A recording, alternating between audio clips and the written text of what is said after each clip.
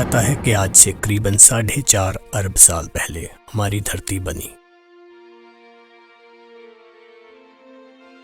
3.8 अरब साल पहले धरती पर जीवन की शुरुआत हुई। इंसानों ने हजारों सालों से अपने पूर्वजों के निशान ढूंढते ढूंढते सारी धरती को सर कर लिया। हम धरती पर आखिर कहां से आए?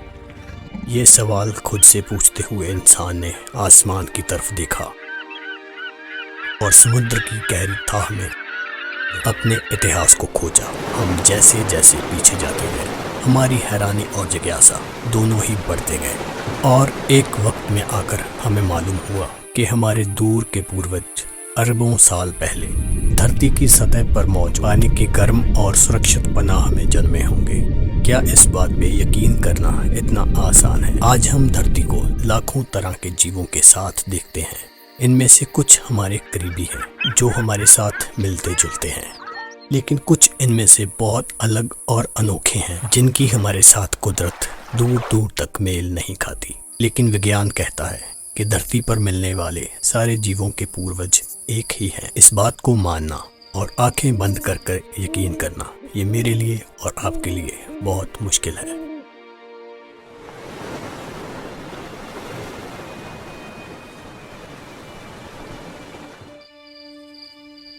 कुछ जीवों का खुद के साथ कंपैरिजन करना और देखना कि वो दूर दूर तक हमारे साथ मिलते नहीं हैं। लेकिन आज हम एक ऐसे सफ़र पर चलेंगे जहाँ पर हम अपने पूर्वजों के निशान ढूंढने की कोशिश करेंगे।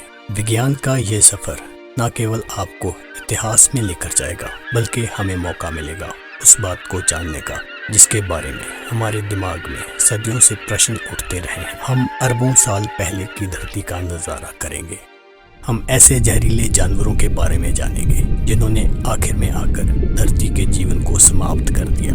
और हम सूक्ष्म स्तर पर जाकर देखेंगे कि स्पेस से गिरे हुए पत्थर और हमारे शरीर में एक ही जैसे तत्व मौजूद है कि नहीं। इस सफर में हमें कुदरत के सबसे गहरे राज जानने को मिलेंगे और इस सफर में हम अपने जीवन का रहस्य जानेंगे।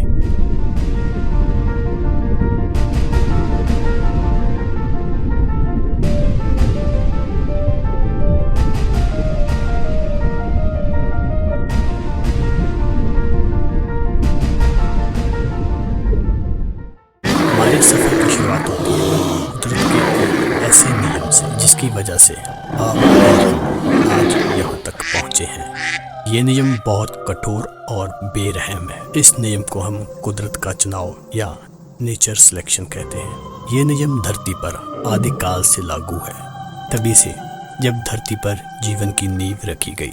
इस नियम के अनुसार धरती पर सभी जीवों ने एक ऐसी लड़ाई लड़ी।